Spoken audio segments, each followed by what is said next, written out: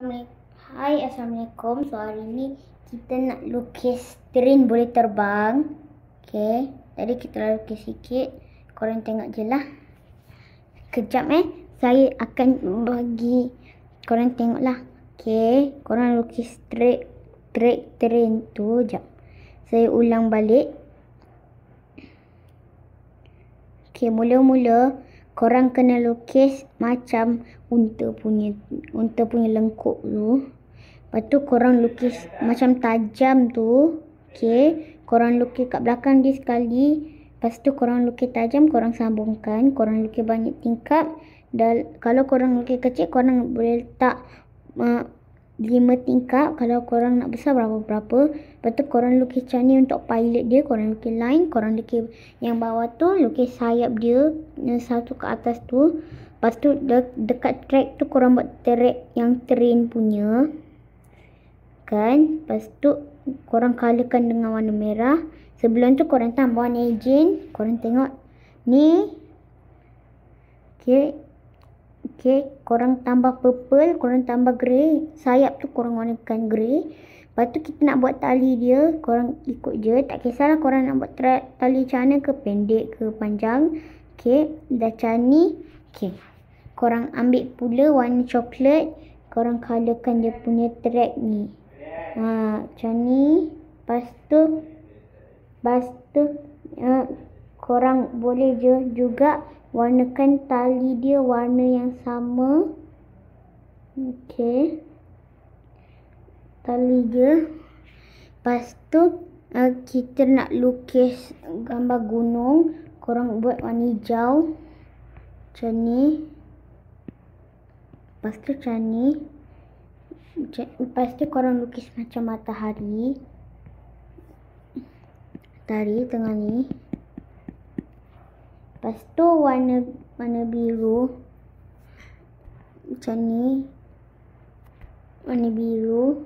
Korang lukis je banyak-banyak. Okay, lepas tu korang ambil warna hitam. Korang boleh buat burung dia. Okay, lepas tu korang boleh lukis untuk tanah dia. Korang lukis macam ni. Macam tanah dia. Lepas tu kita letak ni Allah. Tak apalah. Okay, ikutlah korang nak colour macam mana. Yang penting kita nak colour warna awan kita balik. Sebab kita lupa. Saya warna macam ni. Ikut korang lah nak warna apa. Korang punya kreativiti. Kalau korang nak lukis juga macam ni, korang boleh guna. Okay, untuk yang merah, korang boleh tengok lah kod-kod yang ni. Tapi tak perlu, korang custom je macam mana korang nak colour dia. Lepas tu kita nak buat macam ni. Okay, lepas tu kita nak lukis gunung. Yang tanah tu saya buat macam conteng-conteng je. Tak kisahlah korang nak colour macam mana.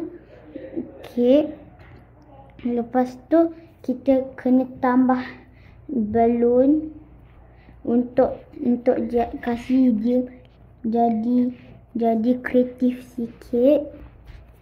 Okay, kita tambah warna biru. Balon ni ikut korang, kreatif korang.